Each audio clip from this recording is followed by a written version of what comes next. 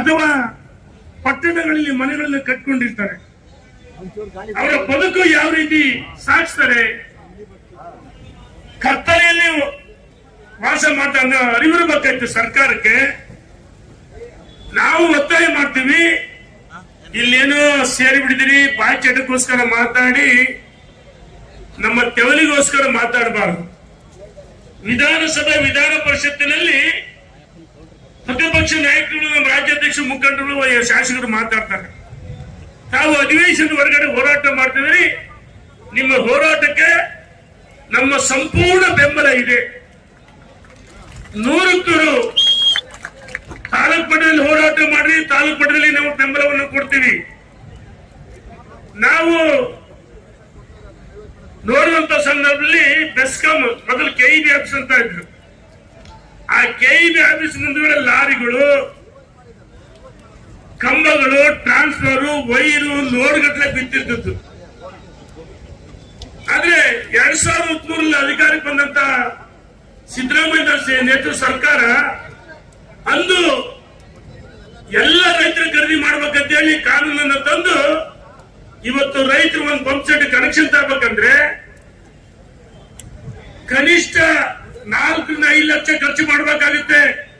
ಒಂದ್ ಕಡೆ ರೈತರು ಬೀದಿ ಬಂತಾರೆ, ಇನ್ನೊಂದ್ ಕಡೆ ನಿವಾಸಿಗಳು ಮನೆಗಳಲ್ಲಿ ಕಟ್ಕೊಂಡಂತರು 1200 ಅಡಿ ಅಂದ್ರೆ ಚದರಡಿ 1203 ಇದ್ರೆ ಅದಕ್ಕೆ ಅನುಮತಿ ಇಲ್ಲ. ಇದು ಎಂತ ದುರಂತ ನೋಡಿ. ಏನಾಗಿದೆ, ಈ IAS ಬಹಳ ಕಿಲಾಡಿಗಳು,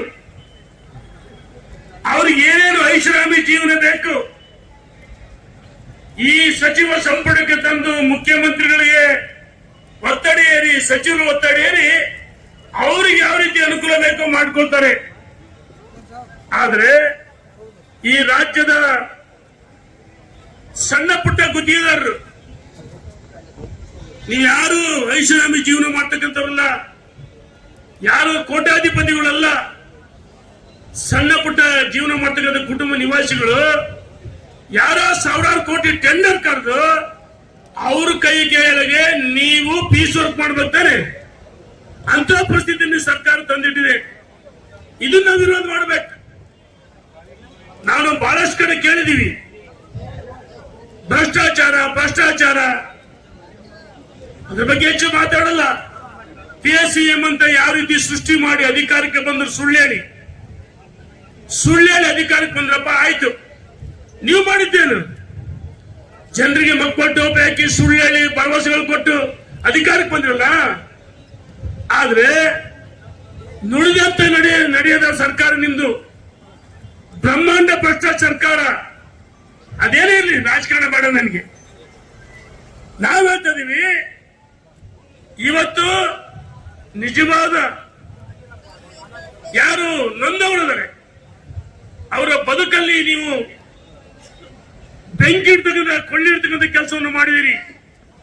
ಆ ಶಾಪ ತಟ್ಟುತ್ತೆ. ಮನೆಗಳ ಒಳಗೆ ಹಾವು, ಇಲಿ, ಚೇಳು, ಎಕ್ಕಡ ಒಕ್ಕರೆ ಯಾರು ಆ ಮಕ್ಕಳ ವಿದ್ಯಾಭ್ಯಾಸ ಮಾಡಕ್ ಕಷ್ಟ ಆಗುತ್ತೆ.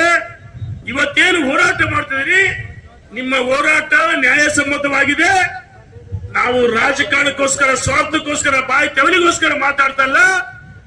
ನಾನು ನೋಡಿದ ಹತ್ತಿರದಿಂದ ನಿಜವಾಗ್ಲೂ 16 ಲಕ್ಷಕ್ಕೆ ಹೆಚ್ಚು ಜನ ಗ್ರಾಹಕರಿಗೆ ತೊಂದರೆ ಆಗಿದೆ.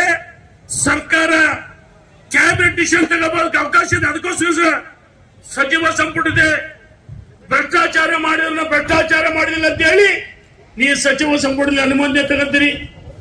ಚರ್ಚೆ ಮಾಡ್ರಿ, ವಿಧಾನ ಪರಿಷತ್ತಲ್ಲಿ ಚರ್ಚೆ ಮಾಡಿ ಕಾನೂನನ್ನ ತಿದ್ದುಪಡಿ ಮಾಡಕ್ಕೆ ಅವಕಾಶಗಳಿದೆ. ತಕ್ಷಣ ಸರ್ಕಾರ ನಿಮ್ಮ ನೆರವಿಗೆ ಬರಬೇಕು. ಇಲ್ಲ ಇದ್ರೆ ಬಹಳ ದೊಡ್ಡ ಮಟ್ಟದ ಹೋರಾಟಕ್ಕೆ ನಾವು ಸದಾ ನಿಮ್ಮ ಜೊತೆಗಿರ್ತೀವಿ ಅಂತ ಹೇಳಿ ಈ ಸಂದರ್ಭದಲ್ಲಿ ಅವಕಾಶ ಕೊಡೋದಕ್ಕೆ ಧನ್ಯವಾದ ಸಲ್ಲಿಸಿ ನನ್ನ ಮಾತು ಮುಗಿಸ್ತೀನಿ. ಬಲ ಭಾರತ್